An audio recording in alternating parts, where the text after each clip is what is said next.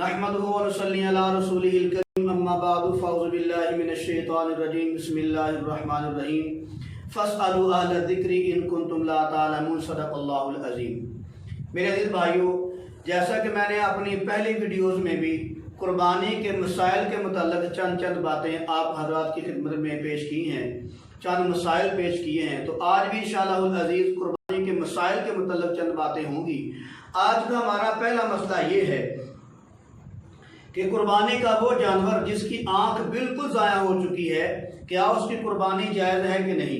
मेरे दिल भाइयों, ऐसा जानवर जिसकी आंख की बिनाई बिल्कुल ख़त्म हो चुकी है, उसकी कुर्बानी जायज़ नहीं है।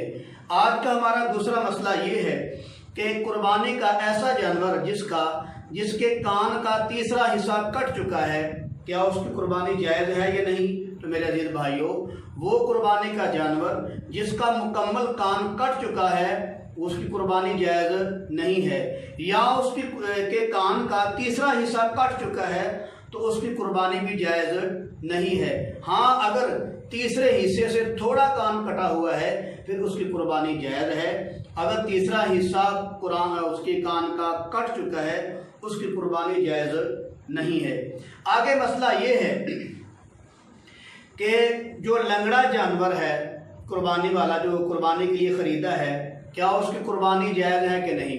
मेरे अजीज भाइयों, ऐसा लंगड़ा जानवर कि जो उसकी टांग ख़राब है, वो ज़मीन पर लगाता ही नहीं, बिल्कुल चलने के लिए बिल्कुल ज़मीन पे लगाना गवारा नहीं करता, उसको इतनी तकलीफ़ होती है, उसकी टांग ज़मीन पे लगती नहीं है, तो उसकी कुर्बानी जायज़ नहीं।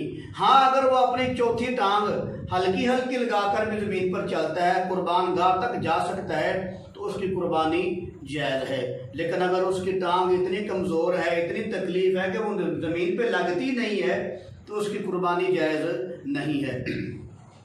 तो आगे मसला ये है कि अगर किसी के कुर्बानी के जानवर के सींग टूट गए हैं तो उसकी कुर्बानी जायज़ है या जायज़ नहीं।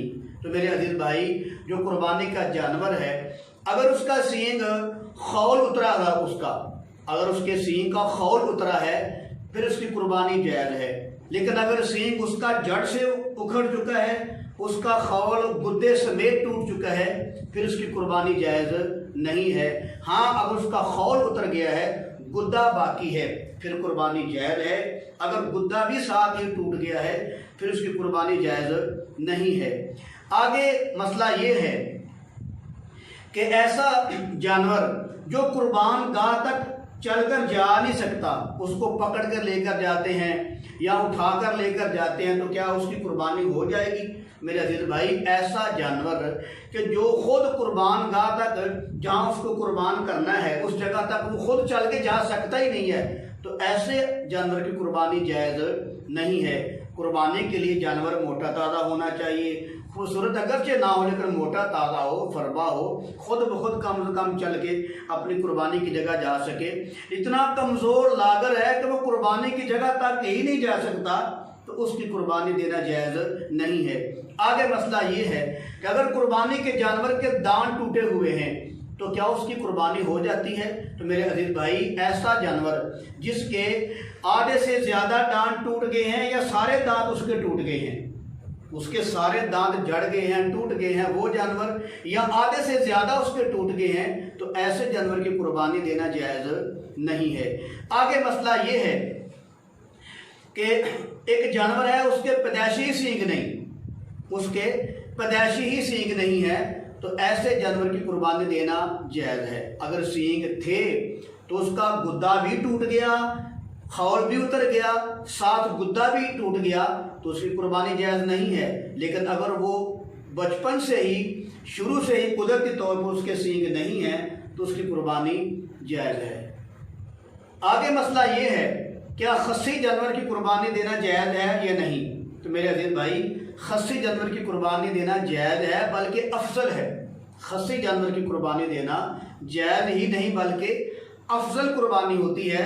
तो बहरहाल आज का हमारा आखिरी मसला ये है कि ऐसा कुर्बानी का जानवर जिसके जिस्म पर खारिश पड़ी हुई है, तो क्या उसकी कुर्बानी हो सकती है। तो मेरे अजीज भाई, ऐसा जानवर जिसके बस खाल तक खारिश के असरात हैं, تو اس کی قربانی جائز ہے۔ اگر وہ خارش کے اثرات اس کے گوشے تک پہنچ چکے ہیں پھر اس کی قربانی جائز نہیں ہے۔ پھر سن لیں، اگر کسی جانور کو خارش کی بیماری ہے تو اگر وہ اس کی خارش جو ہے وہ کھال تک محدود ہے تو پھر اس کی قربانی دینا جائز ہے۔ اگر وہ خارش کے اثرات جو ہیں وہ جراثیم جو ہیں گوشے تک پہنچ چکے ہیں تو اس کی قربانی دینا جائز نہیں ہے۔ وما علینا الا البلاغ المبین۔